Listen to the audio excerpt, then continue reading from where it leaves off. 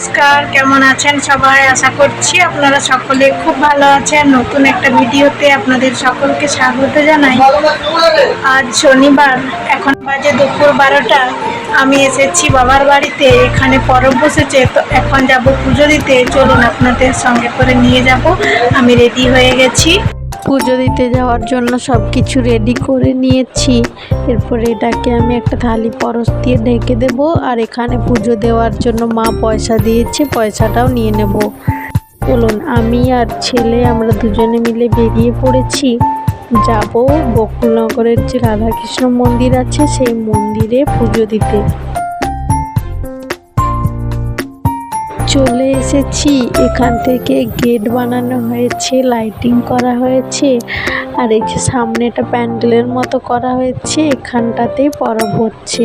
বকুলনগরের রাধাকৃষ্ণ মন্দিরে পরব বসেছে। যে মন্দিরের ভেতরে চলে এসেছি। এখানে কীর্তনিয়ারা রাধা নাম করছেন। আর আমার মতো আরও অনেকেই এসেছেন মন্দিরে পুজো দিতে।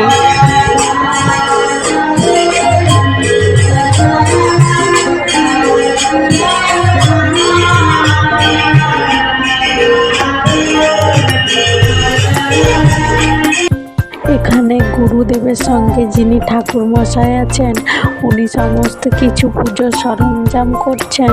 পুজোর ঘণ্টি, শঙ্খ, চন্দন কাঠ, ফুল সব কিছু নিয়ে এসছেন। নিয়ে এসে পুজোর সরঞ্জাম করছেন।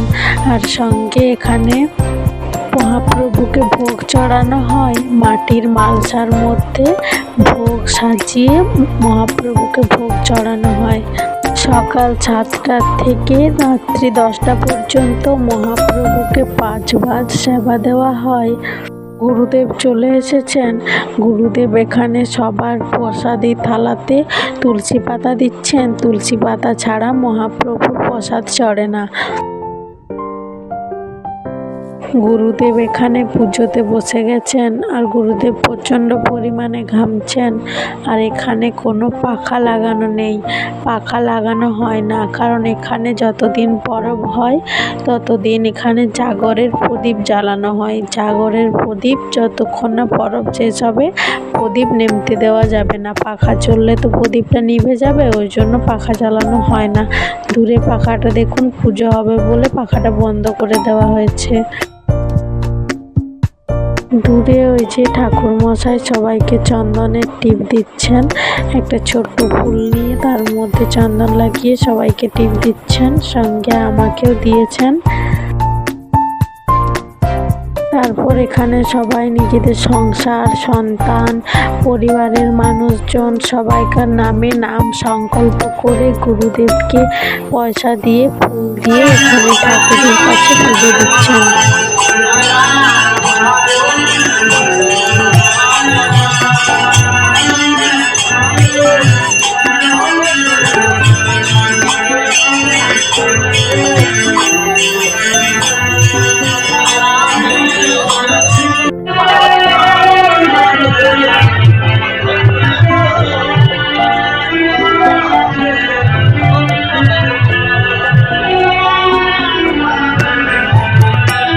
পুজো করা হয়ে গেছে। তারপর গুরুদেব এখানে মহাপ্রভুকে আরতি করে নিচ্ছেন।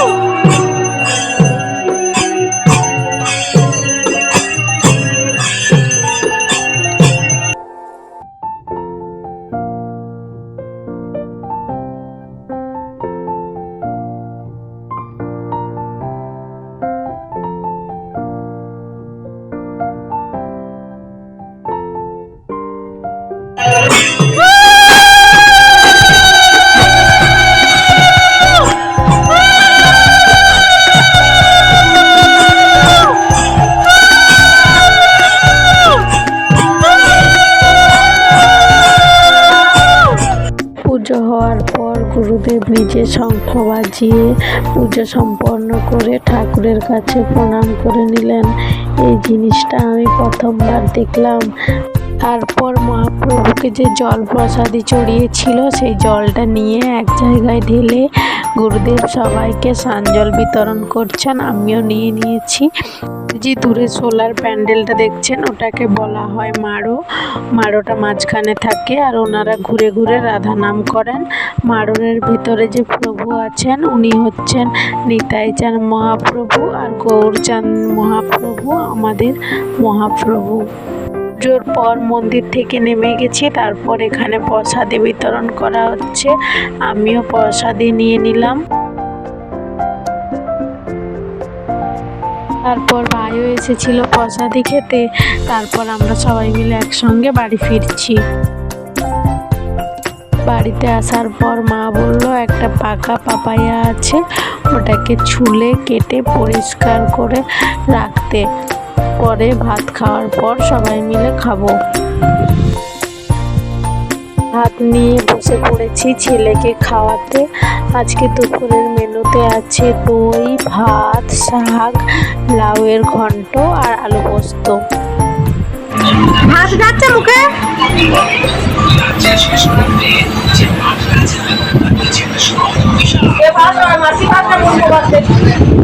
তুই এনে খাওয়ায়নি তাতে আমটা লিতে বলছে বাপরে বাপ। ও যখন এনে খাওয়াবে তখন কি আরো কথা কি বলবে? আমরা বাবা খাওয়াচ্ছে। আমাদের ঘরে আলু পত্র ভালো লাগেনি, এখানে আলু পত্র ভালো লাগে আমার বেটা বলছে। এই মাত্র বসলো 2 মিনিটও হয়নি, বাবা ঠিকই বলে যে হাতির মতন সুড়ে করে ঢেলে লে।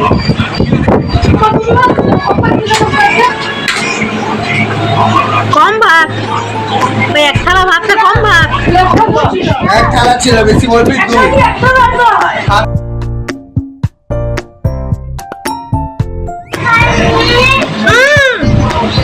এরকম থোড়ি বলতে হয়। মামু খায়নি, দাদাই খায়নি।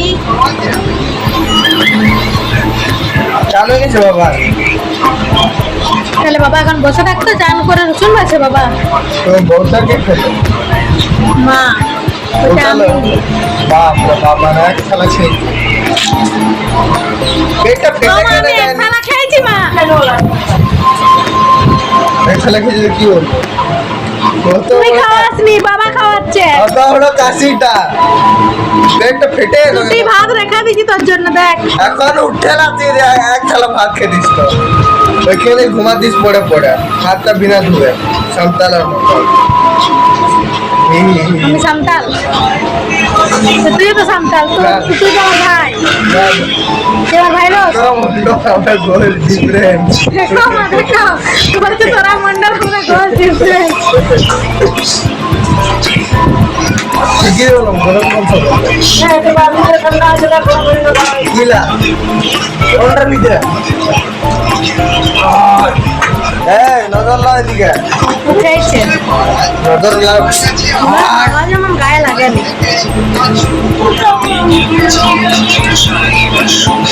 You want এই পোস্ত নিয়েছিস? আমি You want আমি this? খেয়েছি। পোস্ত দিলে দেখো। খাও কর। ওই জন্য আমি কালকে রাতে পালিয়ে গেছিলাম। পারলে আমাকে এটা আমার বেশি ইয়াতে দেখিস, ওদেরকে কুলাতে ওই জন্য আমি কালকে রাতে পালিয়ে গেছিলাম। পারলে আমাকে এটা আমার বেশি ইয়াতে দেখিস, ওদেরকে কুলাতে চাই পুরা।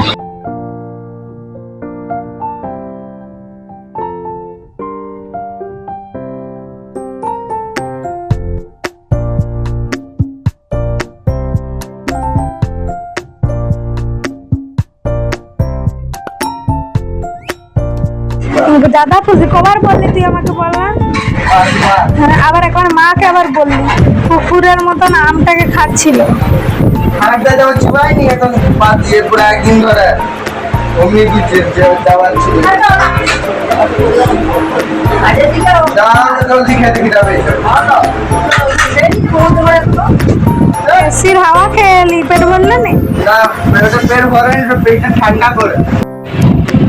Tasty tasty tasty. আমা আসছে দিদুন, টেস্টি না তো ফেরত দিয়ে দেখে খেতে হবে নি। এ ভাই বলে টেস্টি না, আমটা নিয়ে লে দেখ, খেতে হবে। খা খা খা।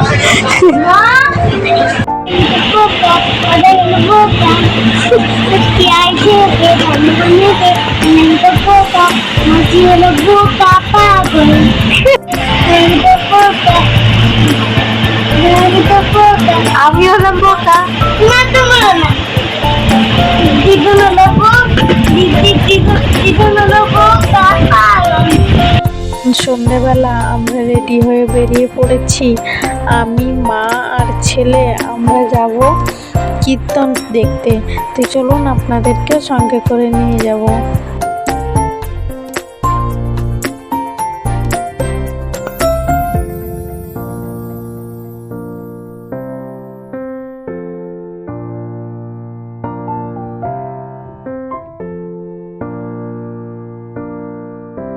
চলে এসেছি, এখন লাইটিংগুলো জ্বালিয়েছে, দেখতেও খুব সুন্দর লাগছে। দুপুরে তো লাইটিংগুলো জ্বালানো ছিল না। আর আজকে প্রচুর ভিড়, আজকে নাম সংকীর্তনের শেষের দিন।